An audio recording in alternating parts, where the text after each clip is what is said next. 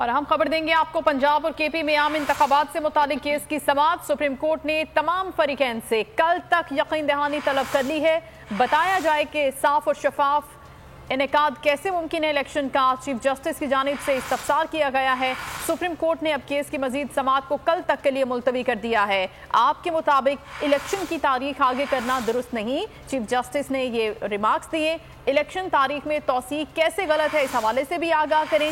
Governor کے پی نے حکم عدولی کرتے ہوئے تاریخ کو مقرر نہیں کیا۔ علی ظفر کی جانب سے دلائل دیے گئے عدالت کو، 3 مرتبہ عدالتی حکم عدولی کی گئی ہے۔ پی ٹی آئی کے وکیل کی جانب سے یہ دلائل دیے گئے عدالت میں۔ الیکشن کمیشن نے آئین کی کھلی خلاف ورزی کی ہے، یہ کہنا تھا وکیل کا۔ جسٹس جمال مندوخیل نے استفسار کیا کہ اب عدالت سے کیا چاہتے ہیں، سپریم کورٹ آئین اور اپنے حکم پر عمل درآمد کرائے۔ یہ جواب دیا گیا علی ظفر کی جانب سے، فنڈز نہ ہونے کی وجہ مان لی جائے تو الیکشن کبھی نہیں ہوں گے، علی ظفر کا یہ کہنا تھا۔ سپریم کورٹ کے حکم کے راستے میں الیکشن کمیشن کا فیصلہ رکاوٹ بنا ہے، بہتر فیصلہ کر سکتی ہے۔ احکامات کی خلاف ورزی ہوئی ہے، سپریم کورٹ بہتر فیصلہ کر سکتی ہے۔ خلاف ورزی ہوئی ہے یا نہیں ہوئی، جج کی جانب سے یہ استفسار کیا گیا۔ اس کیس میں معاملہ ہے پنجاب اور کے پی میں عام انتخابات کے حوالے سے، جس کیس کی سماعت آج اور سپریم کورٹ نے اب تمام فریقین سے کل تک یقین دہانی طلب کر لی ہے اور یہ بھی استفسار کیا ہے کہ بتایا جائے کہ صاف اور شفاف انتخابات کا انعقاد کیسے ممکن ہے۔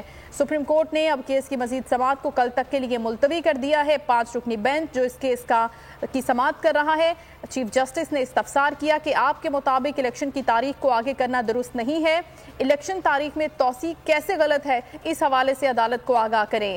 گورنر کے پی نے حکم عدولی کرتے ہوئے تاریخ مقرر نہیں کی۔ علی ظفر کی جانب سے یہ عدالت کے سامنے دلائل دیے گئے ہیں اور یہ کہا ہے کہ 3 مرتبہ عدالتی حکم عدولی کی گئی ہے۔ الیکشن کمیشن نے آئین کی کھلی خلاف ورزی کی ہے، وکیل کی جانب سے یہ دلائل عدالت میں دیے گئے ہیں اور جسٹس جمال مندوخیل نے اس موقع پر یہ استفسار کیا کہ عدالت سے کیا چاہتے ہیں۔ تو نظر آ رہا ہے سامنے لکھا ہوا ہے ظلم مٹنے کے لیے 2 چیزوں سے مٹے گا بھائی۔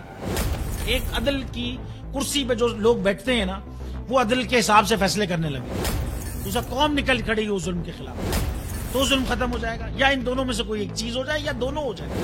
اگر 420 کا مقدمہ تھا، اس وقت عدلیہ میں جو لوگ بیٹھے ہوئے کیس دیکھ رہے تھے وہ پوچھتے نا یار چیٹ ہوا کون ہے، جب ان کو دکھتا کوئی چیٹ نہیں ہوا کیس ختم کر دیتے، تو ظالم ظلم کر ہی نہیں پاتا۔ 9 ججز نے نوٹ بیفور کیا میرے کیس کو، یار 1.5 سال چلا، شخصی ضمانت کا کیس، سیم کیس اسلام آباد میں کر دیا۔ ایک ہی الزام پہ 2 کیس ہو نہیں سکتے بھائی، مطلب 60 دن کا وقت ہوتا ہے، 102 دن کے بعد میں جیت گیا، کیس بری ہو گیا، 102 دن کے بعد اپیل فائل کی، ایکسپٹ کر لی، نہیں کرتے نا ایکسپٹ، ختم ہو جاتا نا ظلم یار۔ بھری عدالت میں مجھے بری کر دیا، پھر پتہ نہیں کیا ہوا 2.5 گھنٹے بعد کا نوٹ بیفور، میں نہیں سنتا یہ کیس، کھڑے رہتے اپنے فیصلے پہ، مٹ جاتا ظلم۔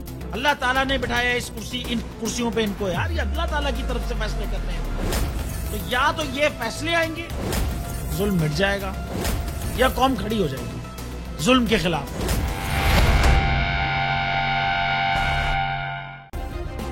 سبسکرائب کریں اور بیل دبائیں تاکہ کوئی خبر رہ نہ جائے۔